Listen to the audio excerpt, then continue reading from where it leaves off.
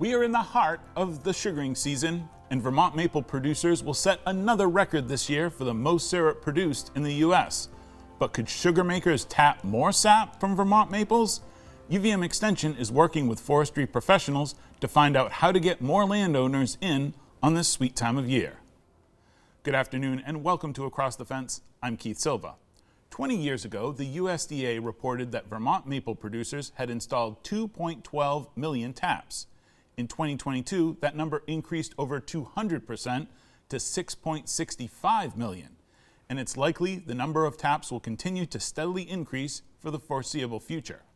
Our guest today is Chris Lindgren. He works for UVM Extension as a forest business educator. Thanks for joining me today on Across the Fence, Chris. Hi, Keith. Thanks for inviting me to talk maple. Excellent. All the puns intended. Sugar bushes have untapped potential in Vermont. How's this possible? Well, surprisingly, despite the significant growth over the last 20 years, estimates say that only about 10% of tappable maples in Vermont are tapped. Several reasons. The industry was 4 or 5 times larger 100 years ago than it is today, so we're really still catching up. Also, over the last 100 years, much of Vermont has reforested. Many of these forests have grown up in maple. It's also become more common to tap red maples. There's also uneven distribution around the state. Franklin County accounts for about 30%, 2.5 million or so of the statewide taps, with Windham County only having 2%, a couple 100,000 taps. So there's lots of forests to grow the industry, and in some places, perhaps more than others. So is there a limit? I mean, you've talked about reforesting, but maples aren't row crops. Is there a limit to the number of taps that can go in? Well, Keith, how many trees are there? Okay. I've heard 100 years ago that maybe 50% of the tappable trees were tapped. Okay. And as I just mentioned, 100 years ago, there were fewer tappable maples due to the reforestation. So quick back to the napkin shows that we can grow the industry, 4 or 5 times. Still be at less than 50%. So despite the advancing technology, some trees will always remain untappable due to terrain. Similarly, some goals of forest landowners put trees in the untappable realm. Maples are great for tapping, but they also make really good lumber. And some forest landowners don't really like the activity that tapping brings to the woods. But we're finding that lots of people are interested in learning about how their land can support forest business activities. Well, let's talk about some of those forest business activities. You're working with county foresters who manage forest land, not necessarily the landowners. So why work with the foresters as opposed to the landowners? Well, there's a pretty big knowledge gap on sugar bush management. We continue to learn a lot about how to manage sugar bushes for production.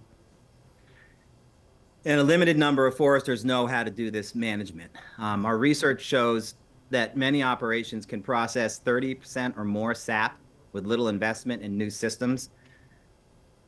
So sap businesses can bring a productivity boost to the whole industry. To harness this underutilized production capacity, we need more sugar bushes. So training foresters and forest managers in sugar bush management, it allows foresters to educate their clients on a broader array of forest uses. And when we can do this carefully, when we do it right, it leads to new sugar bushes coming online that are focused on forest management and sap production. This can help focus efforts on reinvestment and improved management in the woods, leading to increased economic value of forests, increased economic activity along the value chain, and maintenance and improvement of ecological value. Excellent. Well, let's head out into the woods. Last summer, I visited the Proctor Maple Research Center to report in an educational workshop hosted by UVM Extension, where foresters got a taste of what it's like to manage woodlands for sap production. High summer feels far from spring's thaw, but forestry is a long game. Wireless monitoring has become really popular. This is one company. There are a lot of different companies doing it. And this group of foresters, researchers, and educators are familiar with planning for tomorrow while thinking and working today. The maple industry is only growing, and that there's a lot of opportunity for more producers to enter the market. I'm always looking for tools, another tool to use to work with landowners and help them kind of understand their options. Is it forestry? Is it agriculture? I think the answer is yes and yes. Mark Canella is the Farm Business Director of UVM Extension's agricultural business, which engages farm, forest, and maple enterprises to promote a strong agricultural economy. I think by latest estimates, the assumption is maybe 10 to 12% of maple trees in Vermont have been tapped, meaning there's a lot of opportunity for more maples to be tapped. But we also know that there's a large number of foresters out there that are not as familiar with how to manage the woods for maple and the business dynamics of a maple business. So I think maybe the next step, like I've been getting calls on right-of-ways. In this workshop, Canella and other UVM Extension educators are getting foresters up to speed on how to manage forest land for sap production.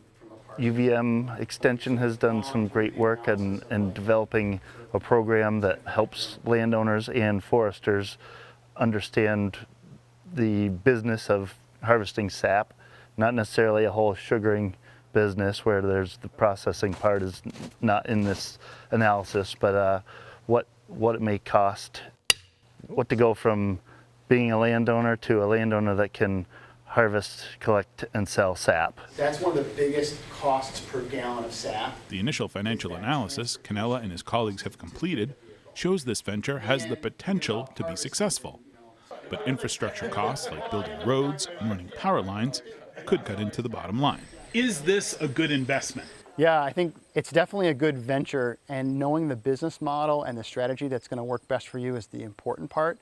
For some individuals, land ownership and long-term equity growth is a good economic equation for them.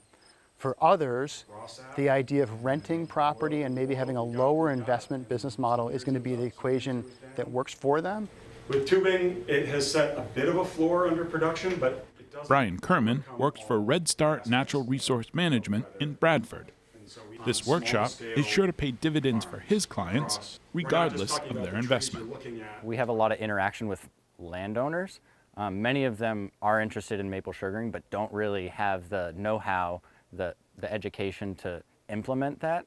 So as a consulting forester, we want to help educate landowners on what it takes to really open up a sugar bush, manage for maple sugar, and implement that and get that operation underway.